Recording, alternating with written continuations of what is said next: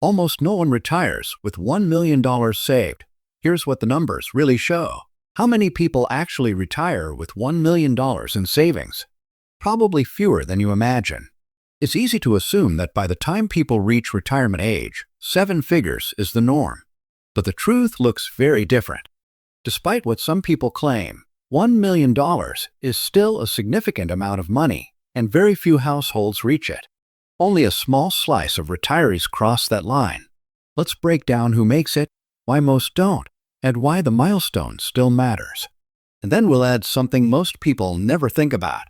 First, we need to define what $1 million saved actually means. We're talking about retirement accounts, 401k, traditional IRA, Roth IRA, the money specifically set aside to fund life after work. This does not include your home equity, your car, or personal belongings. Why? Because those assets aren't easily converted into steady income. Retirement accounts are designed for withdrawals. They are structured, accessible, and meant to replace your paycheck.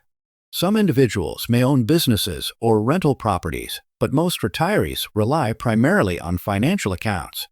So, to keep things clear, we focus on retirement savings alone. When you do that, the number becomes surprisingly small. Only around 3% of retired households have $1 million or more in retirement accounts. That's roughly 3 out of every 100 households. And remember, that includes couples combining their totals. If 2 spouses together reach $1 million, they count as one household hitting the goal. For a single person, it's entirely on their own savings. However you slice it, the percentage remains tiny. Now compare that to the median retirement savings across households of all ages, about $87,000. That means half of households have less than that saved. And even for people approaching retirement in their late 50s or early 60s, the median balance is only around $185,000. Using the 4% guideline, that produces roughly $7,000 to $8,000 per year before taxes. That's not a retirement lifestyle. That's a supplement. At that stage, time is no longer on your side. There's limited opportunity for compounding to dramatically change the outcome. So people adjust. They work longer. They depend heavily on Social Security. They downsize. They reduce spending. They delay plans. For many, retirement becomes more about managing limitations than enjoying freedom. You might think becoming a millionaire should be easier today. Markets have grown. Home prices have climbed. Incomes have risen over time. Shouldn't $1 million be common by now? It sounds logical, but inflation complicates the picture. As housing, healthcare, food, insurance, and everyday costs increase, it becomes harder to consistently invest large amounts. Even disciplined savers feel the pressure. $1 million may not buy what it once did, but it's still difficult to accumulate. So what does $1 million actually provide in retirement? Using the 4% rule, it can generate about $40,000 per year before taxes, adjusted for inflation. Add Social Security, roughly $24,000 annually per person on average, and a single retiree could be looking at around $60,000 plus per year. A couple could approach $85,000 to $90,000 combined. That's meaningful income. Whether that feels comfortable depends heavily on one major factor: housing. If your mortgage is paid off, your income stretches dramatically further. Without rent or loan payments consuming a large portion of your cash flow, retirement becomes far more manageable. The typical retired household spends around $60,000 per year. That means $1 million plus Social Security often covers expenses with breathing room. But here's what most people miss.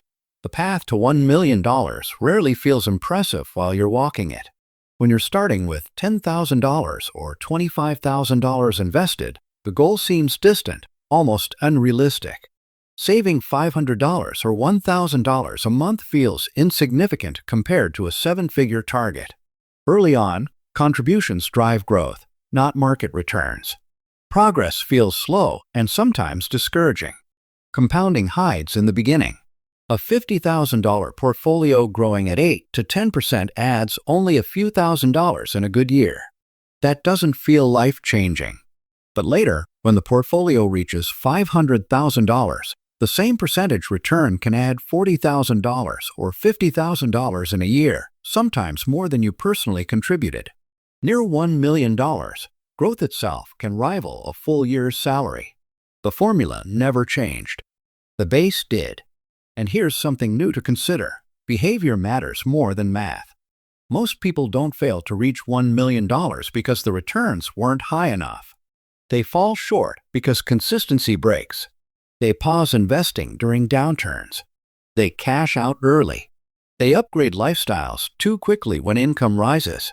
The difference between those who make it and those who don't is often discipline during ordinary years, not brilliance during extraordinary ones. Reaching $1 million typically means years of steady investing.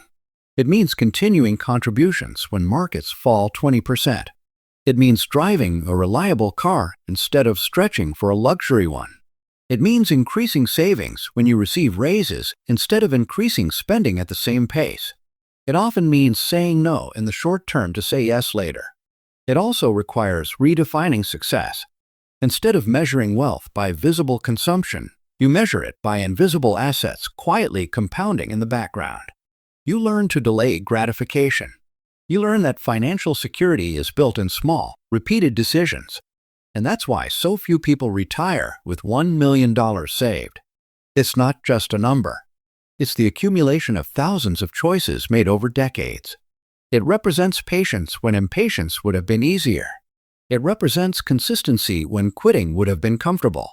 $1 million in retirement isn't about luxury yachts or extravagant living. For most people, it simply means independence. It means covering your needs without fear. It means handling unexpected expenses without panic. It means having control over your time. Only about 3 out of every 100 households reach that level in retirement accounts. That rarity alone tells you something important. If you get there, it's not luck.